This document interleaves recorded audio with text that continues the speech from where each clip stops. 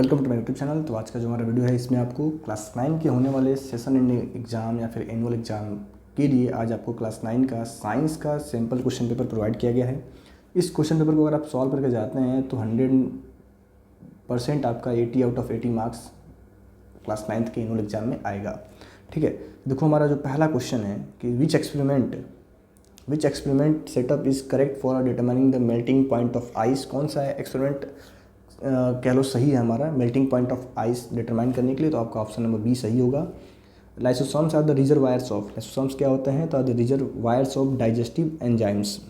ठीक है, थर्ड वाला क्वेश्चन आपसे पूछा गया है कि signal from A space ship reaches the ground in 5 minutes. What was the distance of the ship from the ground? The speed of signal is this. ठीक है, स्पीड ऑफ सिग्नल हमको पता है, तो हमें बताना है कि डिस्टेंस फ्रॉम द ग्राउंड कितना होगा। देखो डिस्टेंस का फार्मूला क्या होता है? डिस्टेंस का फार्मूला आपको क्या पता होना चाहिए। डिस्टेंस का फार्मूला क्या होता है? तो स्पीड इंटू में टाइम। तो स्पीड हमें दे रखा है 3 × 10⁸ और टाइम हमें दे रखा है 5 मिनट्स। तो अगर मिनट को आप सेकंड में कन्वर्ट करोगे तो कितना होता है? 300 सेकंड। ठीक है, तो इनको मल्टीप्लाई करने पर हमें क्या मिलेगा? 9 × 10⁻² × 10⁸ यानी 9 इंटू में 10⁻10। तो इसका ऑप्शन नंबर बी सही होगा। क्वेश्चन नंबर 3 का ऑप्शन नंबर बी। ठीक है, फिर पूछा है weeds affect the crop by all of this dominating the plants to grow, killing of plants in the field before they grow, या फिर competing for various resources of crops. इसका option D सही है, competing for various resources of crops. We use glycerine in temporary amount of material because हम लोग because it increases the clarity of material, it increases the beauty, it avoids drying of the material, it provides the medium for floating of the material। पूछा गया कि हम glycerine को क्यों use करते हैं? Temporary amount of the material because it avoids drying of the material. मतलब material को क्या होता है? सूखने से रोकता है। Which option are not function of ribosomes? It helps in manufacture of protein molecules, it helps in manufacture of enzymes, it help in manufacture of hormones, it helps in manufacture of starch molecules. तो option number कौन सा बोला है कि कौन सा नहीं है? तो ऑप्शन नंबर थर्ड आपका और फोर्थ नहीं है, तो इसका कौन सही होगा? Option number A. बाकी जो हमारा रिबोसोम्स है उसके फंक्शन क्या है? तो प्रोटीन मैन्युफैक्चर करता है और मैन्युफैक्चर करता है क्या? एंजाइम्स। ठीक है, the sample of water from A well is analysed, what will be the ratio of hydrogen and oxygen in it by mass. तो आप सभी को पढ़ाया गया होगा 1:8 होता है। क्या होता है? 1:8। ठीक है, तो आपका ये ऑप्शन नंबर डी सही है, 1:8। और 2:16 को भी जब हम सिंप्लीफाई करेंगे तो क्या आता है? 1:8। Most of the metabolic function of plants are carried out by. जो प्लांट्स के मेटाबॉलिक फंक्शन होते हैं वो कौन कैरी करता है? तो पैरेन्काइमा। कौन कैरी करता है? Parenchyma. The position of water level in a measuring cylinder before and after immersing a solid in it as shown. The volume of given solid. देखो पहले 2.4 था वाटर, ये सॉलिड इंटर करने से पहले, बाद में कितना हो गया? तो 4.2 हो गया। तो इसमें से आप इसको माइनस कर लो, 4.2 - 2.4 आपको क्या मिलेगा? देखो माइनस करोगे तो 1.8 ऑप्शन नंबर बी सही होगा। ठीक है, if a moving body comes to rest its acceleration is. अगर मूविंग बॉडी रेस्ट पे आ जाए तो उसका एक्सेलरेशन क्या होगा?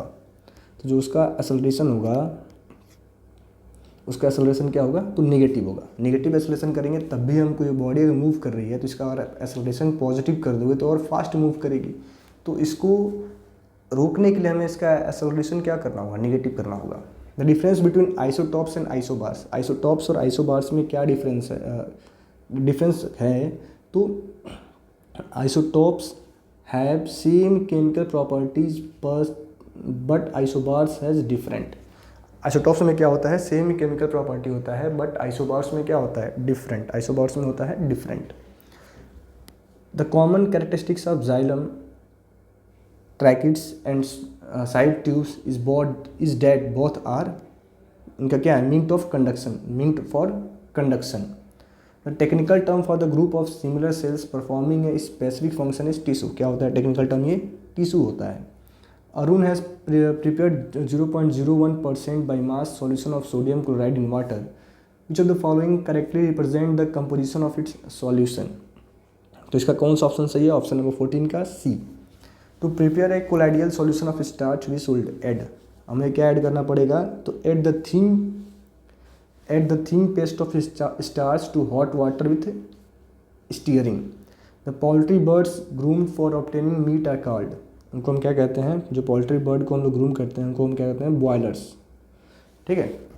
अब असर्शन पूछा है, can object can acquire acceleration even if it is moving at a constant speed the change in direction of motion an object can acquire acceleration. तो दोनों को दोनों हमारे क्या है? सही है। Both A and R are true and R is the correct explanation of A. It is easier to cook food at high altitudes, the boiling point of water decreases at high altitude. क्या रखा है? तो इसमें क्या होगा कि A is false but R is true. तो option number D होगा कि हाई एल्टीट्यूड पे खाना बनाना इजी नहीं है, बहुत ज़्यादा कठिन है। ठीक है। देन क्वेश्चन नंबर 19 है हमारा कि सेल्स ऑफ कॉर्क और bark are dead act as a protective covering.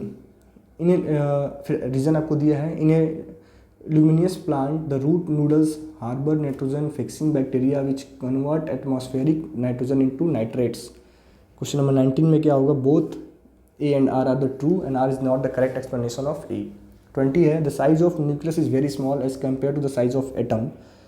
ठीक है। Both A and R are true but R is not the correct explanation of A. फिर आपका सेक्शन बी आ गया कि find the energy in joules consumed in 10 hours by 4 devices of power this. ठीक है। तो इन सबको आपको खुद से सॉल्व करना है। We can get the smell of perfume sitting several metres away, इसका रीज़न क्या है? तो हमको देखो 21 आपको मैं बताता हूँ इसको हम कैसे करेंगे, बाकी आप वीडियो पॉज करके पीछे देखते रहना जो भी आपको क्वेश्चन अगर समझ में नहीं आया तो। 21 में हमें क्या दिया है? Find the energy in joules consumed in 10 hours by 4 devices of power 50 watt each. देखो 4 डिवाइसेस का पावर 500 वाट है, तो टोटल पावर कितना हो जाएगा हमारे पास? तो 2000 वाट। जब आप इसको 4 से मल्टीप्लाई करोगे तो 2000 वाट आएगा। एक को हम कंज्यूम कर रहे हैं 10 घंटे के लिए, तो टोटल एनर्जी कंज्यूम कितना आएगा? तो पावर इंटू में टाइम, जब आपका आएगा 20,000 वाट आवर। तो इसको हम किलो वाट में कन्वर्ट करें तो 20 kilo watt hour. 20 kilo watt hour इसका आंसर होगा। ठीक है। फिर पूछा है कि electric iron 1200 watt is use for 30 minutes every day, find the electric energy consume in month of April. देखो अप्रैल का महीना कितने दिन का होता है? तो आपका होता है 30 डे का। 30 मिनट आप यूज करते हो, उसका मतलब क्या हुआ कि 1/2 आवर।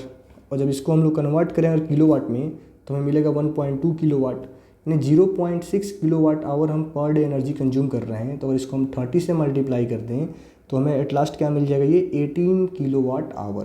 पूरे महीने में एनर्जी खत्म होगी। ठीक है। अब आपसे पूछा गया कि we can get smell of perfume sitting several metres away, give reason. तो इसका रीज़न क्या है कि परफ्यूम एक मिक्सचर होता है जो कि गैसेस फॉर्म में होता है। जैसे हम इसको स्मेल करेंगे तो गैस आपको पता ही होगा कि बहुत ज़्यादा ट्रैवल करती है ईजिली, इसके वजह से इसका स्मेल हमें दूर तक मिलता है।